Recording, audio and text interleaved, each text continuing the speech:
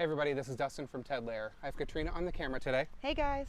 So we just wanted to touch base with you guys on the early blooming herbaceous perennials, specifically like salvias and catmints and things like that, because they bloom early in the spring, they flower, they look gorgeous, and the pollinators love them, but about this time of year they start to look a little sad.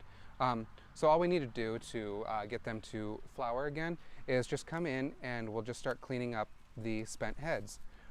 It doesn't take a lot of time and it can actually be kind of calming and therapeutic. I love to do it at home because it's just a time outside and things look better. So, but what we're doing is we're just taking off all the spent blossom heads.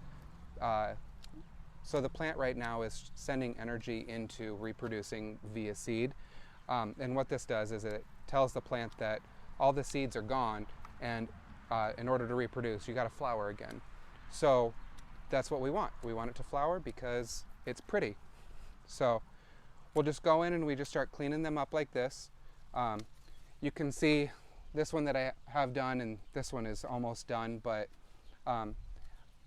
it also cleans them up so that it just looks a little bit better in the flower bed as well. So you want to do this on your early blooming herbaceous perennials, like I said.